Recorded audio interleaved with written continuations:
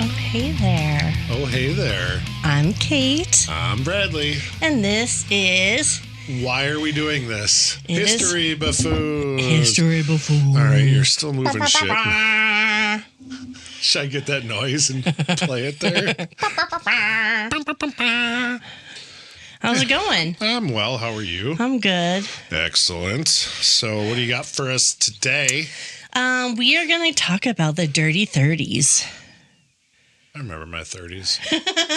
It is the 1930s Dust Bowl when the plains were so over-farmed. Yeah. The topsoil would lift up into the air for a decade. Yeah. Yeah, the Dust Bowl. I've heard of the Dust Bowl before. They called it the Dirty Thirties. Well, I mean, it happened in the 30s. Sure did. It was a little dirty. It was dirty. Yeah. I mean, it just works. We can't make this stuff up. So anyways, if you enjoy what you hear on the History Buffoons, please go to our website. We have a link up top if you're willing to support us so we can keep creating content. A link up top where? On our website, like I said. Did you? I sure fucking did. I'm going to take off my shoes. Let's get comfy, shall we? Yeah. Jesus. Woo! Those dogs are barking. What? All right, I guess I won't finish what the fuck I was saying. Say the thing. I don't want to repeat it. Top of the webpage. It's okay. Let's do this. If you're so inclined to support us, we have a link up top. Please help us out. We greatly appreciate it because we enjoy doing this content and we just want to keep it going. So, historybuffoonspodcast.com. Yeah. What do we got? So my husband, Nathan, went on a trip to Illinois. Yeah. Oh, I'm just going to drink this. It was maybe 3 weeks ago. Something like that. Two or three, yeah. And he texted me while he was going down to Illinois. He said, hey, I picked you up some podcast beers. I was like, that's awesome. Thanks. And I looked at Life 360. I was like, oh, he's still in Wisconsin. I was like, oh, cool. That's whatever. So he comes back a couple days later and he brought us, what is it? Doosterbecks. Yep. Doosterbecks. It is made out of Elkhorn, Wisconsin. And in fact, you've taken me there. We met up with a friend who lives in Elkhorn. And I don't remember if she's ever been there. I feel like that was her first time, but I could be wrong. Yeah. But either way. But yeah, we met her there. She is a friend of a friend, so she's pretty cool. Yeah, she was nice. But yeah, we met at Doosterbecks, and I don't remember if this is the one I had. It's Big Farmer Pale Ale. It is a 6.2 in a 16 fluid ounce can, and yeah. So Nathan got that for me. What did he pick up for you? So, I used to sell this beer. Okay. It's been a couple of years since I've sold beer, so I could be getting my facts wrong. So, if I do, I apologize. I actually rather enjoy Doosterbecks beer. I like what they got going on there. It's super cool. They have a big red barn, and it is so cool looking. Yep. So I have Bentis Candy, which is a juicy IPA. And if I'm not mistaken, the reason why it's called Bentist is his name is Ben, and he used to be a dentist. That's awesome. Or still is, maybe. I could be getting my facts mixed up. So yeah, that's cool. Doosterbecks people, sorry. Yeah, that's awesome. But, no, we enjoyed the location. We enjoyed the beer. We enjoyed the company. Super fun. Yeah, we had a good time there meeting up with a friend. And they had a band there. Yeah. Nice restaurant. My supervisor at the time showed up. Said, oh, hey, what's up, dude? Oh, I don't remember that. You guys were hanging out in the restaurant part. I went and said hello outside. Gotcha. So, yeah. Okay, cheers. Cheers. So, yeah, that's good. If I got my facts wrong, sorry, but I rather enjoyed there. I had a meeting there once prior to taking you there. That's why I'm like, I should take you there. We like beer and whatever. And I knew my friend down there. Yeah, so. And I had a few. It was good. Did you? Oh, yeah. Don't remember. That's really tasty. Well, you wouldn't remember. You weren't there. I'm talking about the meeting we had. Let's continue, shall we? Anyway, so we're going to talk about the Dust Bowl of the Dirty Thirties. Yeah, sorry, I'm rearranging my... Okay. Yes. So What were you rearranging? my microphone, if you heard that. So, Yeah. in the late 19th and early 20th centuries, the southern Great Plains, western Oklahoma, the Texas Panhandle, southwestern Kansas, eastern Colorado, they were widely promoted as America's great agricultural frontier. Yeah, because they're still trying to get people to go out there. Yes, yes. Yes, there was people out there. However, it was still relatively untouched, unpopulated. Yeah. Railroad companies and land speculators and federal policy all worked together to sell like this powerful idea that this land was meant to be farmed. If you recall from our Oregon Trail episode, there was the Homestead Act of 1862 that had already opened up the Westlands to settlement by granting 160 acres to anyone willing to live on it and improve it. But for the Plains, 160 acres wasn't enough to sustain a family. So Congress expanded the opportunity. And so came about the enlarged Homestead Act of 1909, which increased claims to 320 acres. I didn't know that. Of dry land regions. And then the Stock Raising Homestead Act of 1916, which allowed up to 640 acres for ranching. Holy fuck. Yes. So, and again, this is pure just what's your opinion on this? Do you think that's why a lot of, I mean, we'll call it Midwestern-ish. It's more west than mid, but do you think that's why a lot of families like had big ass fucking ranches that went through generations? Oh, yeah. Because like great grandpappy decided, I'll do that. 640 acres. I mean, fucking hell. That's a lot of fucking land. So when people think Midwest, I always think that they think of like Ohio. Which is, to me, it's funny. I don't even think of Ohio in the Midwest. I don't think personally, that either. But being from Wisconsin, you're from Nebraska. I consider that more Midwest. Obviously, I do too. Iowa, Nebraska, Kansas, Minnesota even. I throw in there. Obviously, Wisconsin, like I said.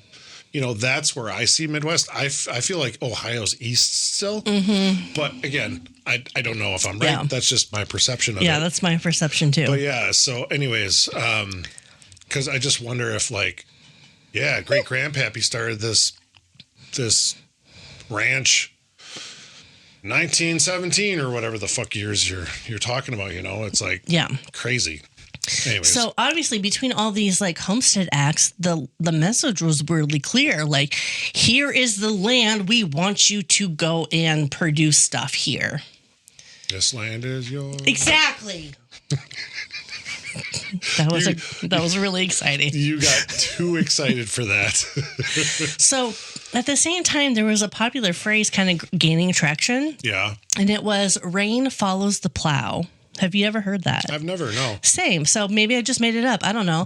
But the belief was that cultivation itself would change the climate, that breaking the soil and planting crops would somehow increase rainfall. And boy, were they wrong. But it sounds naive. But back then it was very like, quote unquote, scientific because there were periods of unusually wet weather in the late 1800s that seemed to prove like every time we plowed, it would start to rain. But it was just coincidence. Except for, yes, obviously. Right. But it would be like us like washing our car and then it rains. Yeah. I literally was at one of my accounts. I think it was earlier this week or last week. And this nice guy, Mike, that I talked to at this particular account, it's like, we're supposed to get rain, of course, and I just washed my car, you know? So, he literally just said that to me. So exactly. So, they mistook like a temporary wet cycle for like a permanent shift. So the Great Plains were naturally semi-arid, semi-dry. Yeah.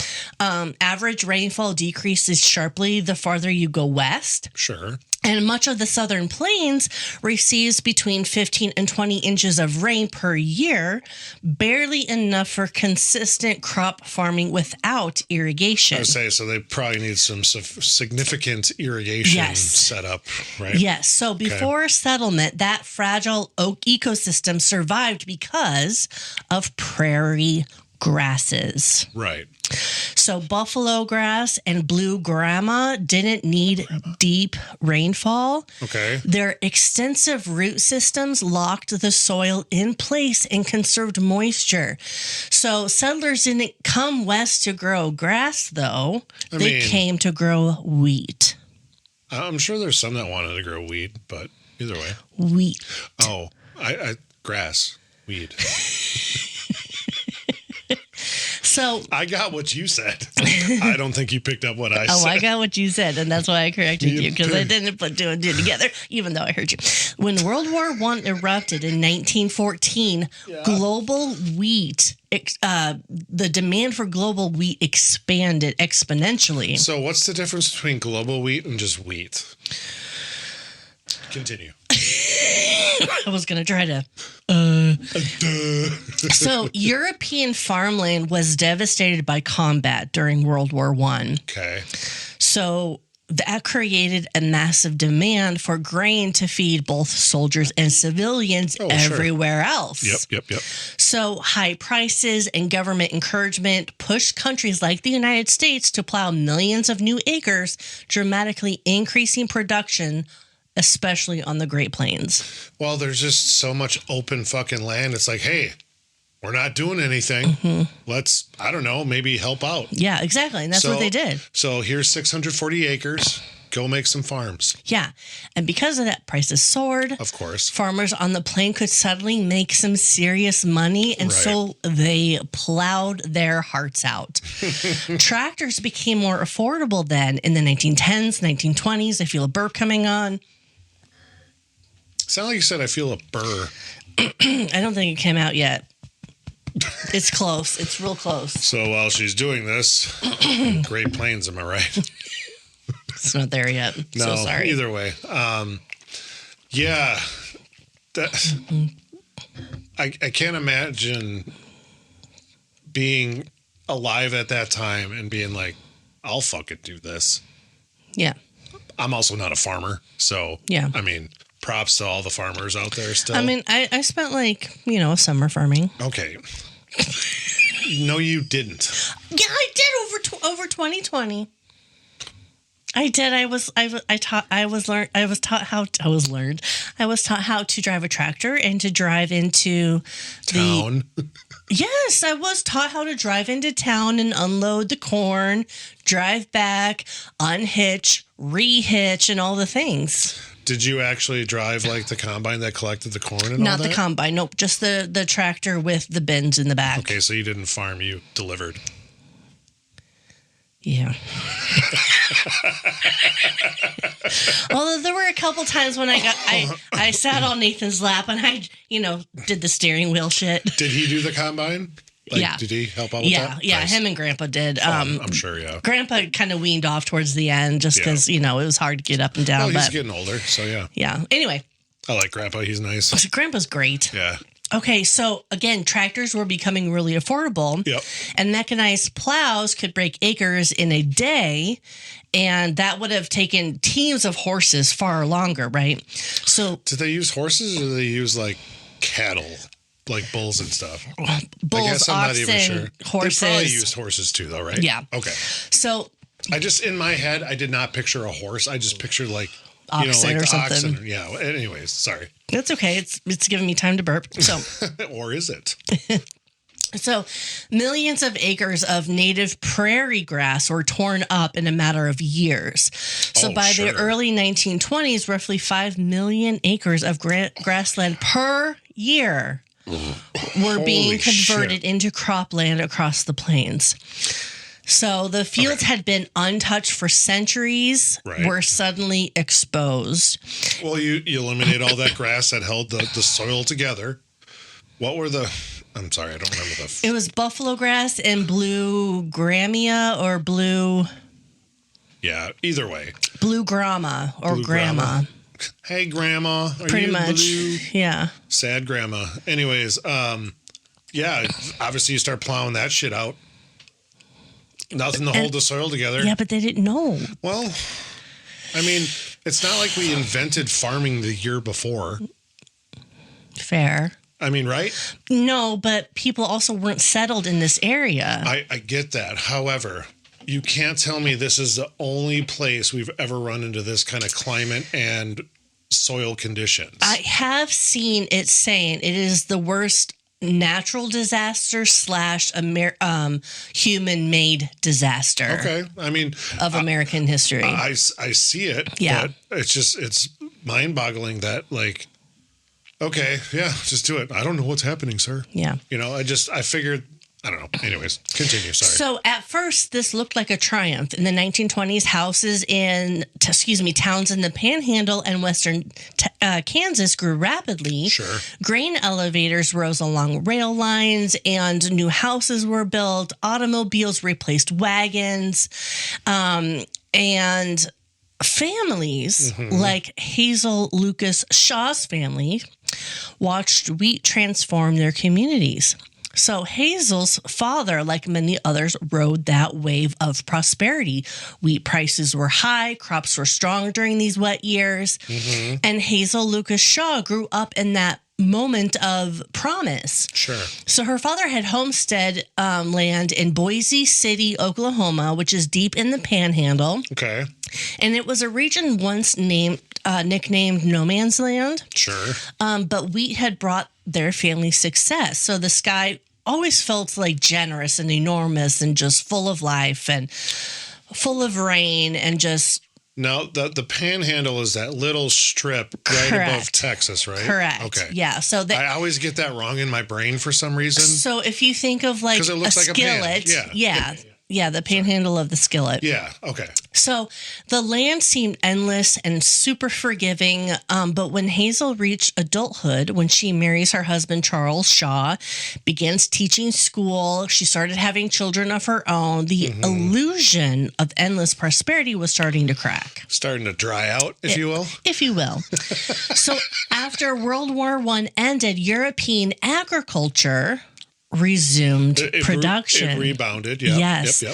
So wheat prices then in America collapsed in the early 1920s. Sure. So farmers who had borrowed heavily to buy tractors and expand acreages finally faced this failing income. Well, they didn't have enough to pay back their debts, basically. Yes. And so, yeah, they had all this fucking money, like, borrowed to get these tractors, equipment, grain silos, all this shit, and all of a sudden, oh shit, we're not making enough to pay this back. So, Yeah. Okay.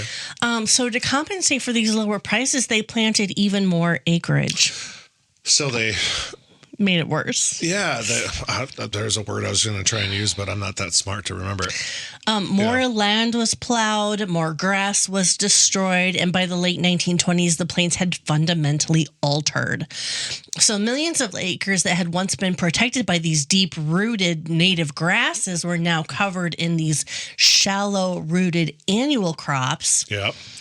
And then there was also little crop rotation, which I didn't know was a thing until 2020 when I learned how to drive a tractor. You didn't know that? Nathan might have said that beforehand, but I didn't really see it in action until 2020. So, because like you've been to my house, that road that you come on around to my house, Honey Creek. Yeah. I always joke, and I always get disappointed that like, it's not cornier on both sides because it looks like you're driving the trench run in the Death Star. Yeah. But then it's like, they plant their, what is the fucking thing they usually do? Probably soybeans. Yeah. I think that's what it is. And it's like, well, that's disappointing. Yeah. But yeah, so. Because each plant takes different nutrients. And puts certain ones back. Right. Correct. Yes. So like with Grandpa's farm, they alternated between corn and beans per acre per plot of land. Yeah. Which that's super interesting, and that's not what they did back then. They did not do that crop. They didn't know that, Yeah. obviously, and like obviously, don't quote me on this because I'm not a farmer, but like I've seen, like let's say I'm just picturing the road by my house. This field they had corn 2 years in a row, but then they they switched. So I don't know what the lifespan is of the soil, if you will, before they have to swap. I'm not sure, but I could have swore there's a couple times where I'm like, oh, corn this year, no corn this year. Okay. I don't know. Interesting. But it's crazy how they've learned that over the years, obviously, since then. And my dad would probably be able to tell us because he's in agricultural sales. But oh, is he? Yeah. Oh, I guess I didn't know that. Okay. From what I remember, which isn't much sometimes, and first to admit, he sold chemicals for agricultural crops. So, oh, okay. Like Roundup and shit. Roundup. I feel like that's not right, but maybe. I don't know. Dwayne, let us know. But Grandpa's farm was always really good at beans this year, corn next year. Okay, sure. Well, it helps the soil. It gets those nutrients back because the crop the following year is going to benefit from that, and vice versa. Whatever. So makes sense. Yeah. Anyways, so soil conservation methods were fairly minimal. Fields were often left bare between plantings, especially after harvest. Yep. And then the rain stopped coming. Who'll stop the rain? When drought conditions began in 1930, the land was already exposed and vulnerable, and without moisture, crop roots dried quickly. Nope, died quickly. I mean, they probably dried and then died. Probably. But yeah. But with no grass left to anchor it, the topsoil dried into a loose, powdery layer. Literally just dust. Yes. Hence the Dust Bowl. And the plains did what they had always done. The wind blew across the plains. It's like, hey, man, my field's over there now. Yeah. The rain in Spain falls mainly in the plains. Is that a thing? It's from My Fair Lady. In My Fair Lady, she's like this Cockney, poverty-stricken woman, and some hoity-toity bachelor brings her in and teaches her how to speak properly. So it's like a is that what fucking just lost the name of it. What's her name? Julia Roberts? Is that Pretty a sequel? Woman, pretty much, so it's a sequel. Or it's a remake of that? It's a remake of Pretty Woman, yeah. No. So he basically speaks to her. Pretty Woman is a remake of that. Yes. So the rain. So the practiced mantra that she had to do was the rain in Spain falls mainly, but she's like falls mainly in the plains. Anyway, I digress. Let's move on. Jesus Christ. So the winds picked up. Hazel grew up during this boom. She saw. Sorry to interrupt. That's okay. This is now we're in the Great Depression already? Yes, we are. Okay. I'm going to mention that, sorry. No, you are exactly in the right time frame. Okay. Exactly. So Hazel grew up in this boom. She saw that wheat brought a lot of prosperity to Boise City, Oklahoma. She saw the pride of the settlement, the sense that her family was building like something permanent in a place that once had seemed empty. And by the time that she was a young wife and teacher in the early 1930s, that permanence was starting to unravel. Okay. That optimism of rain follows the plow had started to turn into this dangerous illusion. Sure. The Federal Land Acts the Federal Land Acts had succeeded in populating the plains, but they had not changed the climate. The wheat boom had enriched these families, but it had also stripped the land of these natural defenses. Nutrients and everything. So when the drought deepened, the consequences were immediate and they were catastrophic. Yeah. And families like Hazel Lucas Shaw's were left to live inside this result. Oof. Yes. So by the early 1930s, what had once been dependable farmland across the southern plains had become something unstable, something that was shifting and almost unrecognizable. Well, yeah, it's just fucking dust everywhere and dirt. And it got bad. The wind no longer skimmed harmlessly across the field of this anchored grass. Okay. It lifted the very surface of the earth and carried it away. So I don't want to say made you because you enjoyed this movie. Excuse me. I know what you're getting at. Interstellar? Yes, I have a picture. Do you? I'm gonna highlight this area.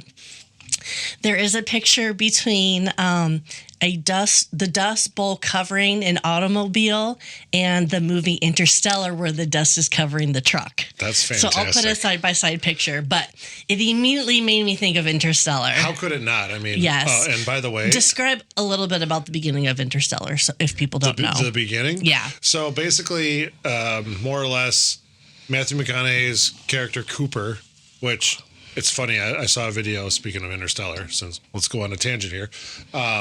They never mention his first name. Oh, really? In the movie. Just Cooper. He's always referred to as Cooper. Can you guess what his first name actually is in that movie? No. Joseph. I like it. Mm-hmm. I like it. So it's funny.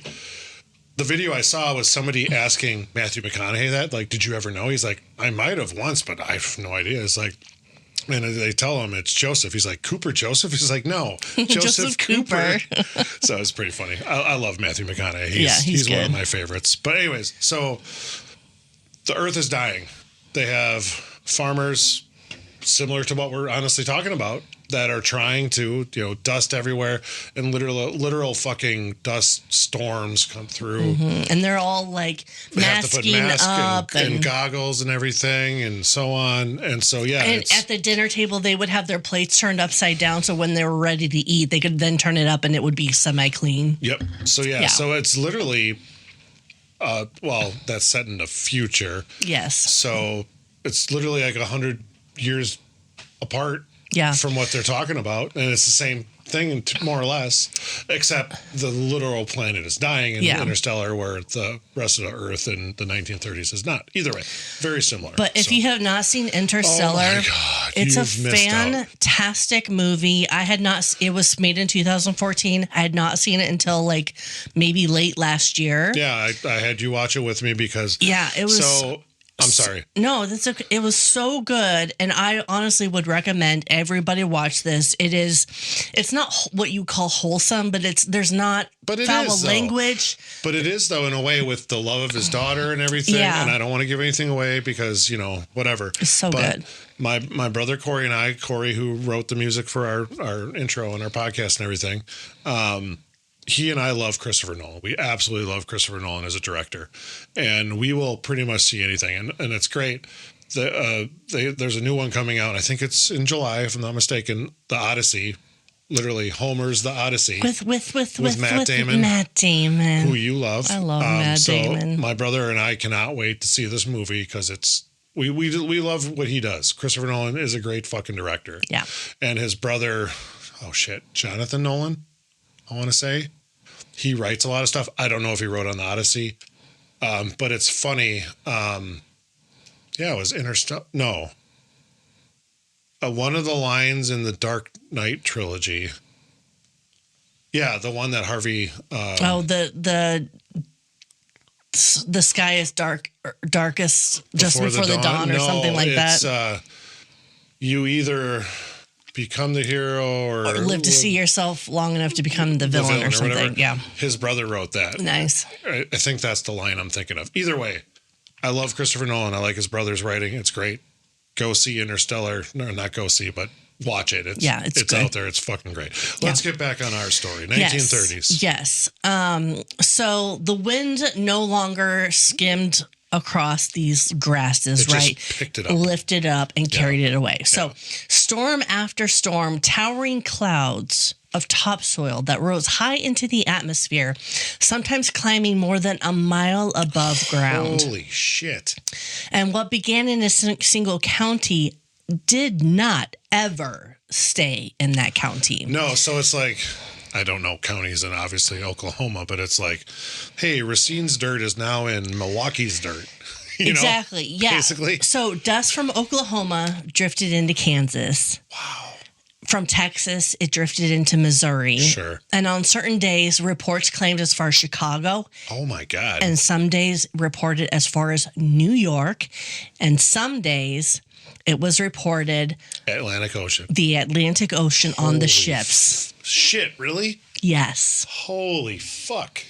And That's insane. fucking wild. Because, like, do you have any type of mileage on that by chance? No, I have a map that I can enter here. Of holy shit! I have a map of like the general area of where the most of the dust traveled, and then where the kind of the heart of the dust bowl was. I know this is not perfect what I'm about to say, but what is it? From New York to LA is 3,000 miles roughly. Cut it in half. Yeah. Roughly. Yeah. We'll even take a couple off. Yeah. 1,300 miles to the ocean, give or take, obviously. I'm not being specific here, but that's a long, fuck. Yeah. So that's insane. So 19 states would eventually feel this reach. Sure. So statistics didn't convey what it meant to stand in the middle of it. No. Which is what we're going to talk about today. Well, of course. If you were living in the Panhandle, Western Texas, Western Kansas, Eastern Colorado, the Dust Bowl was neither a headline nor a weather pattern. It was literally your kitchen table. It was the plates that you ate on. Had to turn your plates over. Yeah, it was the dust in your eyes. It was the dust in your lungs. Like, it was... That is just crazy. Like, I can't... It was a phenomenon. Like... I couldn't think of... I can't even imagine what it would be like to, like, live in that such... I don't want to call it filth, but it is. It is. And just have, like, layers of dust on fucking everything. It's just fucking wild. That would be such a burden on your day-to-day life. Yes. Like, I got to sit down in an old porta-john outhouse and go wipe off my seat. Yep. Or I'm going to make dinner. I got to empty the pot out of dust and shit. I mean, just everything. It's fucking wild. Yeah. Crazy. So they would like wipe off their kitchen table in the morning, and then it would be covered again by noon. Why wouldn't you just put a fucking like plastic? Not plastic. We're talking about the 1930s. That's a blanket or something. A blanket and or a tablecloth, and then just lift it off. That's what I would do. And I'm sure people did. Yeah. So, but it was the way the air itself like seemed heavier, thick enough that you noticed it in every breath. Yeah. It was waking up in the middle of the night coughing, your throat raw from inhaling particles so fine you cannot see them individually. Nope. Yet you could still taste them constantly. Sure. It was the unending sound of wind pressing against the house. It wasn't like a sharp gust that passed, but like a steady low roar that seemed to like settle into the walls. Like that's what they would experience as the Dust Bowl. Do you think like with the wind like that they kept hearing little ding, ding, ding, ding, ding? Yes. I mean, fuck. Yes, they said that there was like a roar that would come with it. That's crazy. So even when a storm finally moved on and the sky returned to blue, the dust never disappeared. No. It lingered in the cracks in the floorboards and in the seams of clothing. I mean, I have been to the beach once wearing glasses, and I forever carried sand in the crevices of my glasses. Like, it gets everywhere. Sure. So, and that's sand.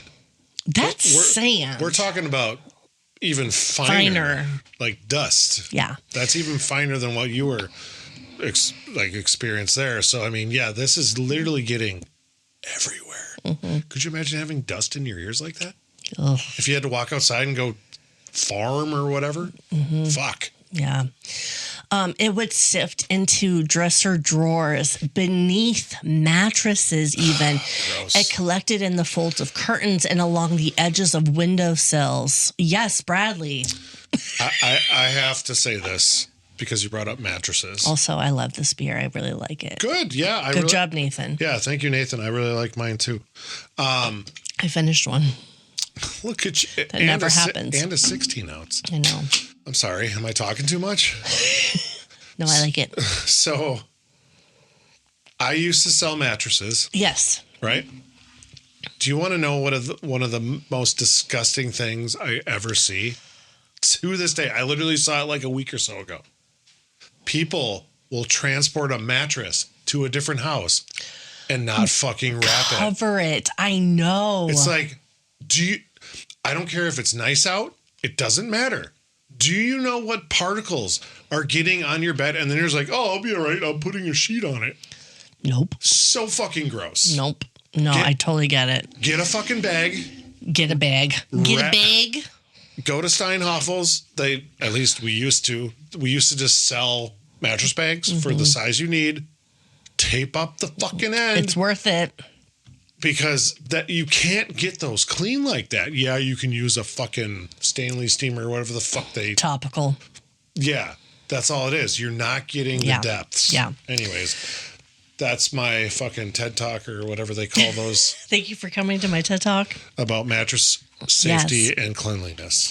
So this dust would also work its way into flour sacks and sugar bowls, into boots and blankets, fine lines of your hands. Did the boots have the fur? Oh my God.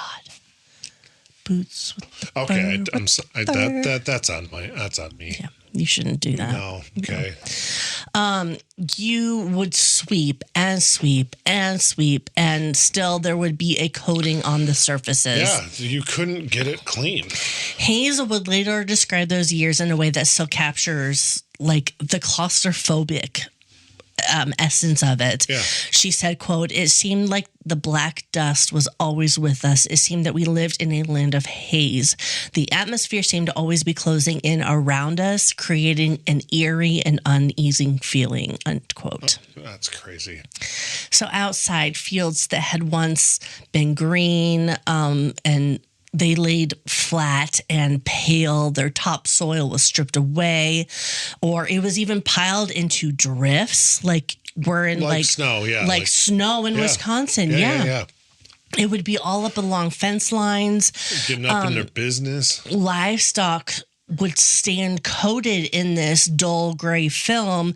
Ribs were starting to show sharply each week as the pasture disappeared between these layers of loose earth. They had no grass to eat and no water to drink. No.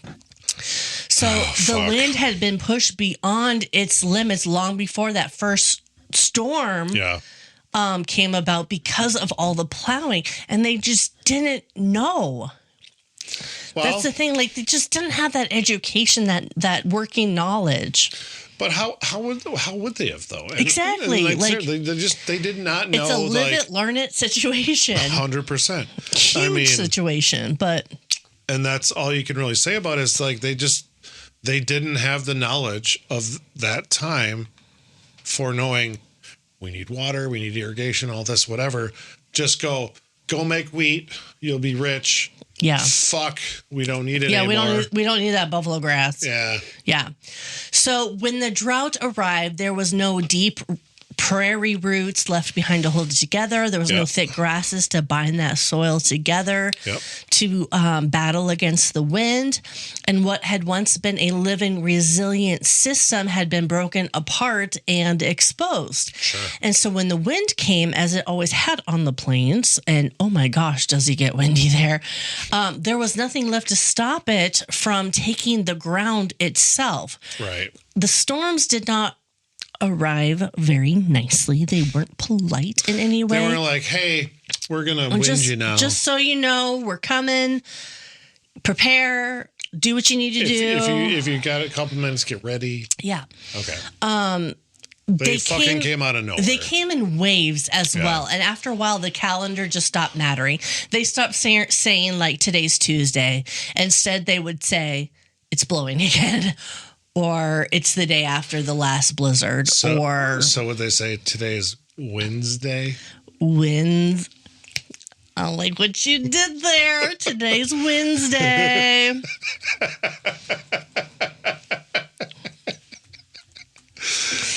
That's funny. Yep. Drink some more. Okay. Cheers. Cheers to that. Thanks, Doosterbex and Nathan.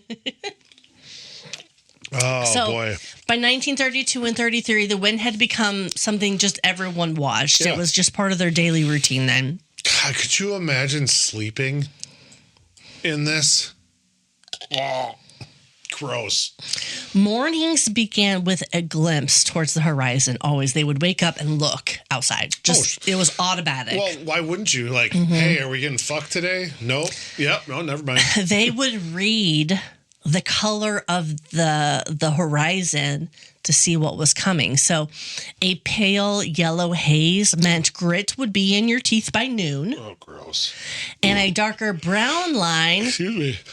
A darker brown line meant that you might not see the barn from your porch. And that was probably 50 feet. Yeah. Give or take, whatever. Yeah. So the sky, the horizon became like a warning system every day. Jesus Christ. So on the worst days, the wind would start low and steady, then build until it seemed to vibrate through the ground. You could hear it before you see it. Mm-hmm. It was like a long distant roar, like an approaching train. Sure. The light would begin to fade. The air thickened. The chickens started heading for their coops well before sunset, and then it would hit. Jesus. The first gust slammed against the house hard enough to rattle windows in their frames.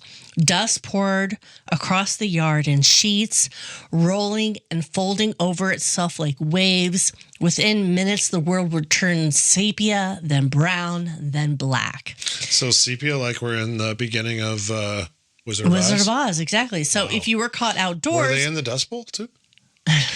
So if you were caught outdoors, you wrapped your arms across your face and like bent into the wind, hoping that you could make it 10 feet without losing direction. Oh, fuck yeah. I mean, that had to be shitty too, because all of a sudden, like, wait. And then more than one farmer would walk straight past his gate because he couldn't even see where the gate was.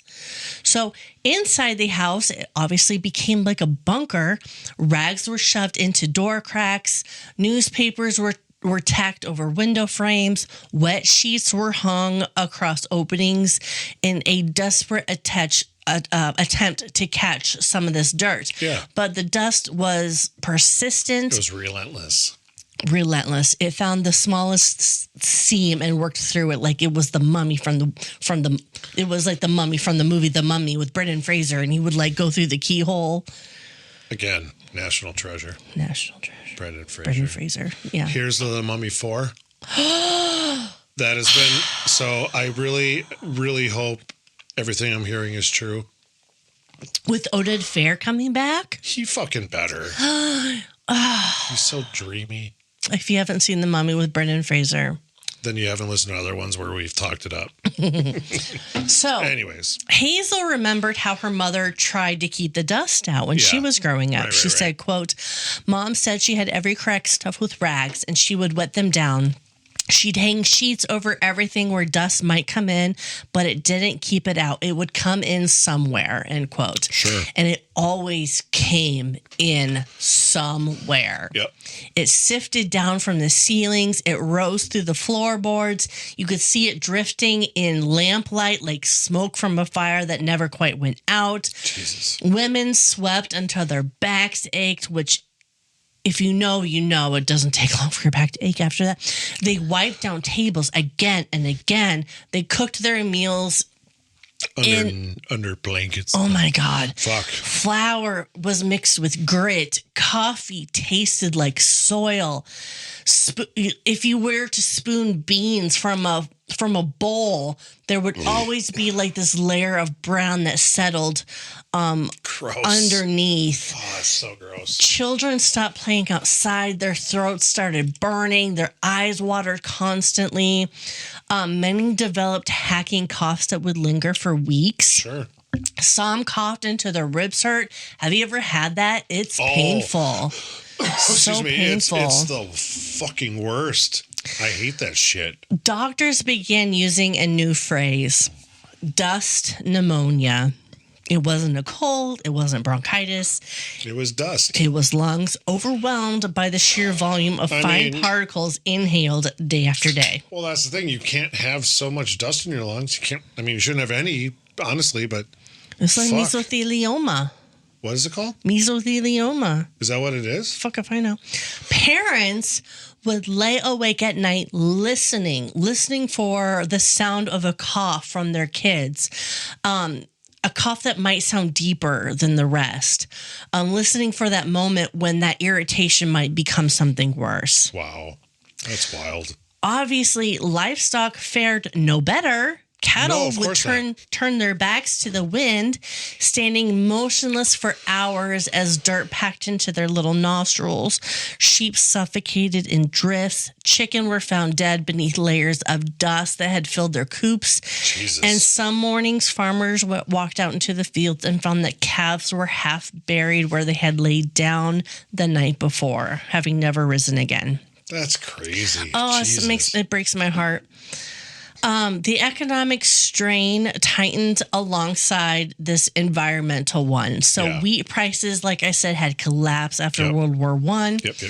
And as you said earlier, now we are in the Great Depression. Which does not make things better. No. Banks had failed and credit disappeared.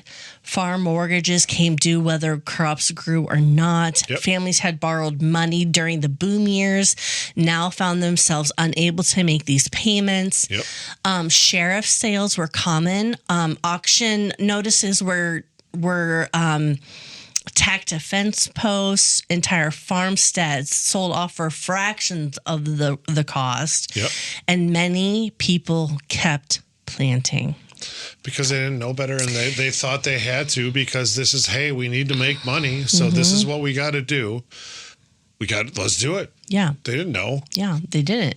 It sounds irrational from this distance. Obviously. But from inside it made removed. and it made desperate sense to them. If you didn't plant, you literally had no chance at all. It's like if you wake up in the middle of the night and you're like, I should get up, but if I get up, then I have zero chance of falling back to sleep.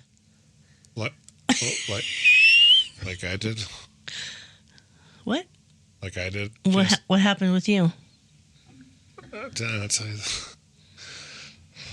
There are times, for some reason, I'll wake up and be like, all right, time to go to work. Oh, no. And Sarah will be like, Brad, what are you doing? I'm like, I got to go to work. It's like, no, it's 11:30. Like, I've been asleep for 2.5 hours. Yesterday, I did that Thursday night, but then she didn't catch me the second time when I woke up in the same night. In the same night, but a couple hours later, I woke up. I think it was 1:10, if I'm not mistaken. Oh, no. Got up, turned the shower on, started getting my stuff ready, and I'm like, I get showered and everything, and I'm like, you're already showered. Oh, it's 1:30. What the fuck? So I just went to work. That's the one nicest thing about my job is, I mean, you can just go in. Minus the one that wasn't open because I was so fucking early. Anyways, yes. So anyways. But yeah, it's like if you don't plant crops, then 100% you're not going to grow crops. No. So they did this because, hey, we need to make money. So we got to plant this shit, whether it's dusty or not. Let's fucking do it. They didn't know. They didn't know. They didn't know, like, hey, we should probably get some irrigation going on up in this bitch. So if the rain came after they planted, even once, maybe they could salvage something. Maybe they could make a payment. Maybe they could hold on for a year. So they plowed again, breaking up this little grass that had tried to return. Yeah. And when the wind came, the more it took. Sure. So by 1934, the storms were growing more frequent and more intense. So I don't know if you get into this. Sorry if you don't. Do they have an explanation why these storms were so prevalent at this time? So the wind is going to come no matter what year you're... Which I get, but it just seems... It's all about that grass being taken out and that soil being... You go there 100 years ago, you go there today. Mm-hmm. It's roughly the same, but obviously now there's irrigation and so on and such, whatever. Yeah. It's just that's what the climate is in this region. Literally, the only reason why it was so bad was because they removed the grasses. Yeah. Of all the over farming at that time. Yeah. Over farming might not be the proper term, but it's over farming under fucking irrigation properly doing it. Right. If you will. It was very topical, Yeah. Yeah. Yeah. So the number of black blizzards, as they were called, increased dramatically. Yeah. In some towns, visibility dropped to 0 dozens of times in a single year. There were days when drivers stopped in the middle of roads because they couldn't see the hood in their own car. Jesus. More than one accident occurred when vehicles simply ran into each other in the darkness. They couldn't see. Yep. Electricity flickered and died. Many people actually died of CO2 poisoning in their homes because all they had was kerosene lamps. Yeah, and they. Yeah, that makes sense. Static would build up in the air so strongly that people reported small shocks every time they had to touch something metal. So you see the lightning? That's fucking weird. Have you ever done that? Yes. Yeah. It's crazy. At work at the chiropractor, I'm shocking people constantly. It's just with your talents. Oh, yeah. I'm going to keep going. I'm not going to even say what I was going to say. Some said their radios cracked with interference even when switched off. Because it would create electricity to it? Yes. Wow, that's crazy. Really? Yes. That's fucking wild. By early 1935, people were exhausted. They had learned to recognize the subtle signals, the way the air felt before a storm, the faint shift in light. They have developed routines. Yeah. Close windows, wet sheets, gather children, cover mouths, whatever. Close your eyes. In early 1935, Hazel's infant daughter at this time, oh boy, Ruth Nell, okay, became ill. Little Ruthie became ill. No, not Ruthie. The air was thick with suspended soil. Indoors, the dust still hung like smoke. Hazel tried to seal the windows, dampen sheets, protect her child from the storms.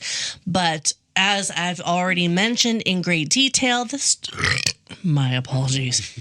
No, don't apologize. That was amazing. The storm never stayed outside. No, it got through the cracks. Little Ruth Nell died of dust pneumonia. Oh, sad. Within hours, Hazel's grandmother, oh shit, Grandma Lou, also died. 2 generations in this same small stretch of time. God, that's sad. That's too bad. And then, I'm not trying to make light of the grandmother dying. Terrible. But she lived her life. She lived her life. She lived the majority of her life, we'll say. But the baby had no fucking shot. That is fucking depressing. Yeah. Because you don't like to hear that. Yeah. That is sad. So then, on April 14th, the rains came. 1935. The rains came. After years of drought and dust, the rains came. The morning dawned clear. Dear. The sky was blue in a way that it hadn't been in so long. The birds were chirping. Yes, exactly. There's songs that were sung. Lyrics were written. Hallelujahs echo through the heavens. Velvet ropes part. Exactly. Yeah. The air felt gentle. Do you know why I said it that way? No. Nicolas Cage in Gone in 60 Seconds said that. And he says part. It's like, don't you mean part? Anyways. People stepped outside cautiously as if testing whether it was safe to trust what they saw. What they saw. It was like, how are we being duped today? Mm-hmm. So people would take out their rugs and shook them out. Yeah. Some opened windows to let the clean air in. What does this sound like to you? As in an episode that we have done, where all of a sudden weather has been shit, then all of a sudden we've got a clear day. Sounds like the children's blizzard. Blizzard of 1885. If you want to look that up, people, it's episode number 37. It is called Unreasonably Warm because I couldn't say unseasonably at the time. So, for a few hours, there was a reprieve. Just a few hours. But just like the blizzard of 1888. It comes back with a fucking vengeance. With a vengeance. That morning dawned cleared and blue. The sky looked innocent and Hazel.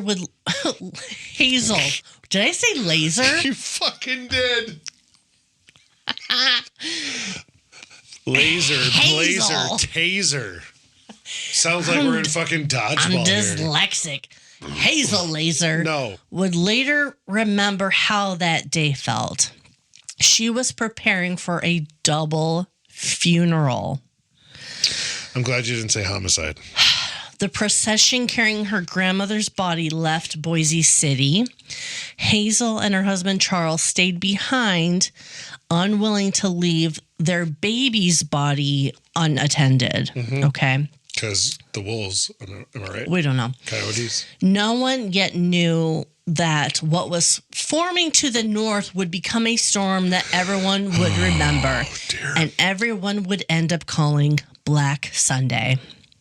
Black Sunday. Okay. It would feel different from anything else before. The air began to change around noon, just like in the blizzard of 1888. It was around noon.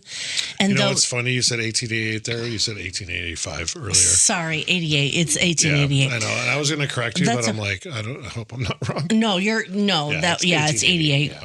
And no one could predict it exactly what was coming, but many felt that something bad was coming. They felt it was an ominous thing. Yeah. Like, there was a subtle shift in pressure, a faint coolness, and along the northern horizon, the sky darkened in a way that did not resemble the norm. Their norm. You know what I mean? It was thicker than that. It was more solid, as though something immense had risen from the earth itself. The line on the horizon was too straight, too dense to ignore, and then it began to move. Fucking hell. And on that note, I have to pee. We'll be right back. And we're back. Do you feel relieved? I do. Are you not entertained? So, what rolled south that afternoon was not simply another dust storm. Yes. It was a wall. Oh, fuck. Say it low. Oh, fuck. No, I meant the wall. Oh. The wall. Oh. No, not good. The claw. The claw. Witnesses would later say that it looked like a mountain range advancing towards them, or like an ocean wave suspended in the sky. I know exactly what they're talking about, because sometimes when I go into work, I go to the east, which is towards Lake Michigan, and you can see clouds on the horizon, and it literally looks like mountains. It's crazy. Yeah. So the wind hit first, sharp and cold, carrying a low roar that built into something mechanical in force. Within minutes, the blue sky had offered just shattered hope that morning. It disappeared between like this towering curtain of soil. Yeah. Daylight collapsed into darkness and nightness and it's gonna just drive on past. We can't let that one go. Daylight turned into nightness.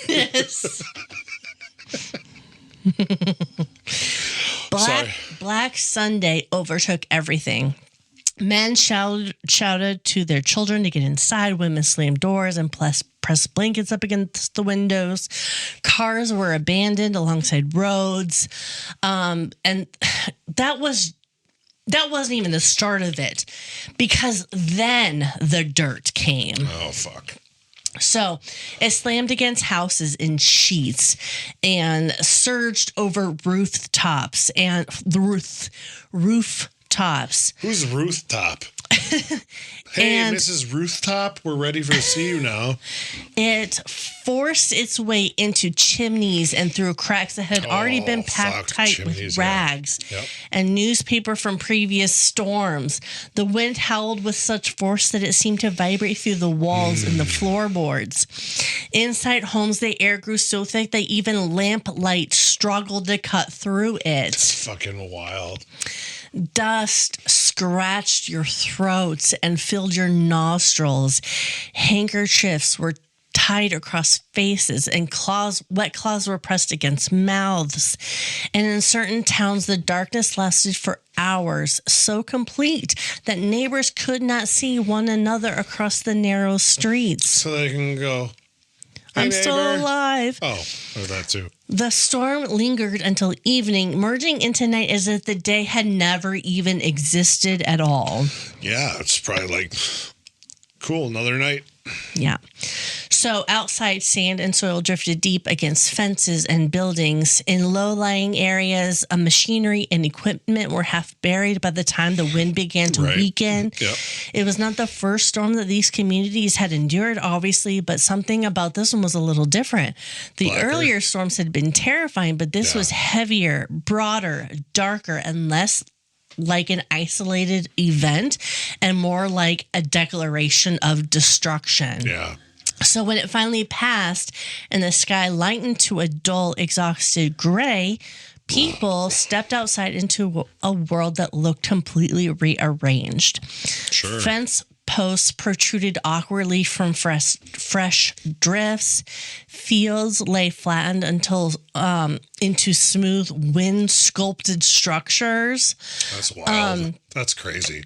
Dirt pressed thick against doorways, forcing families to have to dig themselves out before they could fully re-enter the world. It's kind of like when you see blizzards. Yes. You know, and someone shows them opening a door and the fucking snow is halfway up. Exactly. Same fucking thing. Yes. That's fucking crazy. And the physical damage was obvious, but the emotional damage was also really hard to measure. Right. Before that day, many had still believed that the drought might break at any moment, that the storms were temporary interruption in this like grander cycle of years. Yeah. And after Black Sunday, that belief thinned. Well, I would hope so. Conversations around the kitchen table had begun to change. Families calculated what they could sell and how far a tank of gas could take them. Yep. Others resolved just as quietly to stay and endure, planting again when they could, and attending meetings about new soil conservation methods. Well, I mean, that's a start because they fucking need it, obviously, but damn. All right. Of course, the storms did not stop after that afternoon. No. They continued through the spring and into the heat of 1936. Jesus. When temperatures soared and the land seemed to just bake underneath them. Oh, that sounds terrible. But April 14th, 1935 remained fixed in memory as the day the sky had fallen. The moment when hope and fear collided under this wall of earth. Isn't that tax day? No. No, I think it's the 15th, isn't it? That's what you said. April 14th. Was that Titanic Day? 12th. Was it? I believe the 12th is right. From then on, every clear morning carried an edge of uncertainty. Each breeze was measured and watched and interpreted. And people stepped outside carefully as if the world might suddenly be unstable beneath their feet. The landscape looked stripped down to its bones. Fields that had once shown the faint promise of recovery were now scoured flat again. Yep. Their topsoil scattered into long, uneven drifts. That's crazy. Inside homes, the cleanup began the way it always did. Slowly, methodically, almost Dusting, ritualistically. sweeping, yeah. Exactly. You could clean for hours and still see it floating in the air when a shaft of sunlight across the room. That's crazy. And while the dust could be brushed off a table, it could not be brushed out of the lungs. Yeah. Doctors across the plains were already overwhelmed, but after Black Sunday, the number of respiratory cases climbed sharply. I'm sure it was exponential, yeah. Children coughed through the night. Elderly farmers struggled to draw breath even after short walks outside. Yep. Dust pneumonia became a phrase people understood without needing explanation. Crazy. A cough that didn't go away, a fever that lingered, tightness in the chest. All serious. In some towns, makeshift clinics were set up in church basements or schoolhouses. Yeah, that makes sense. Nurses worked with limited supplies. Of course. They obviously advise families to keep doing what they're doing. Windows closed, dampened sheets, etc., etc. Yep. Medicine could treat symptoms, but not stop the wind. You can't stop Mother Nature. She's going to keep fucking pounding your ass. And there's still the economic pressure. Correct, because they have all these bills. Banks were failing across the country as the Great Depression deepened. Correct. And rural communities felt it immediately. Yep. A farmer who had managed to scrape together a partial payment might find his bank closed the very next week. Yeah. Foreclosures increased. Auction notices appeared nailed to posts along dirt roads. Crazy. Entire farms were sold in a single day. Yep. But sometimes neighbors would buy their neighbors' items at such low cost in hope that family could buy them back. Right. Like, that's genuine community and friendship, and just that's awesome. You know, something we don't have these days. Solidarity. Yeah. Yeah, it's sad. By late 1935 and into 1936, the pattern became brutally familiar. Sure. A brief stretch of calm would allow more planting. Green shoots might break through the soil, then the wind would return, and sometimes paired with this record-breaking heat at the same time. The summer of 1936 was one of the hottest in American history. Seriously? Jesus Christ. Temperatures climbed over 100 degrees and held there for days at a time. Crops that had survived the dust would wilt under the sun. Yep. And the soil dried further, becoming finer and easier to lift. Night brought very little relief. The houses trapped the day's heat. Families lay awake listening to coughing and the wind scraping along the sides of the building. Psychologically, the exhaustion began to settle into something much deeper. No shit. It was difficult to describe what it does to a person living in this prolonged uncertainty. Yeah. To wake each morning unsure whether their sky would remain clear or collapse into darkness by afternoon. Or if their lungs were fucking empty. Exactly. Jesus. So families would stop making long-term plans. Why would you make long-term plans? Seriously. Purchases were delayed indefinitely. Gardens went unplanted because there was no guarantee that they would survive even a week. Yep. Children grew up measuring time not by holidays or birthdays, but by storms. They would say, quote, before the big buster, or, quote, after the last black blizzard. Jesus Their Christ. memories would form around these weather events rather than milestones. Sure. But yet, life continued. Schools kept opening each fall. Yep. Even students would arrive covered in dust. Churches still held services. That's the thing about the human race. We are fucking resilient, even with all these trials and tribulations. I mean, you got to keep going. Women canned what little produce they could salvage. Men started attending meetings about new farming methods, listening to talk of contour plowing and soil conservation, even though it was kind of met with skepticism. Because they knew what they knew. Yep. They're like, In 1935, the federal government began responding more directly. Soil conservation programs were finally introduced. Sure. Farmers were encouraged to plant cover crops and leave certain fields unsown to allow grass to return. Yeah. And most famously, FDR, who was president at the time, launched the Shelter Belt Project, which was over 2,000 miles of windbreaks. They would build lines of trees as a windbreaker. Yeah. In the mid-1930s, crews and volunteer farmers planted more than 200 million trees from North Dakota to Texas, fighting the wind directly. Sure.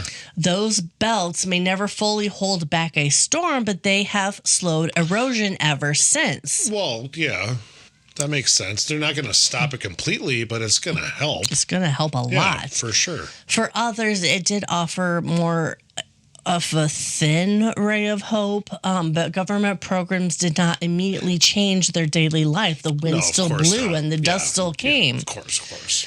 The difference slowly was that people began to see these small shifts. Yeah. In areas where new grasses were planted, the soil held slightly better. Sure. Where contouring plowing was used, erosion lessened. And still by the late 1930s, hundreds of thousands had left the plains. Oh, of course they did. I have to cough.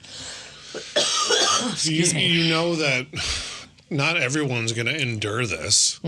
So, of course, there's going to be some that leave, obviously. So, yeah, agreed. Old cars rattled westward along Route 66, loaded with mattresses, tools, children, whatever they had.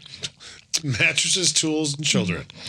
I guess, yeah, take that, kid. Those who stayed watched neighbors disappear one by one, houses standing empty behind them. Yep. Hazel did not leave immediately. She's like, fuck that. Her pride had run deep. Her family had homesteaded there. They were pioneers, and leaving felt like a surrender. Yeah, for sure. But eventually, for the health of another child that she had. Oh, she did. Okay. Hazel and Charles relocated east, still within Oklahoma, but not in the Panhandle. Not in the Panhandle. They were. I mean, technically, it's still the Panhandle, okay. but hopefully, they were thinking of more clear skies and stuff like that. Yep. I don't think they quite made it there because pretty much all of the Oklahoma Panhandle was covered in the Dust Bowl. But anyways, I digress. Even as an old woman, she remembered the shock of black skies and the sound of sand against the windows. Yep. But her tales also carried a strange pride. She said, quote, "Those were some of the toughest years I've ever had." And yet, looking back, she confessed she almost missed life in no man's land. Really?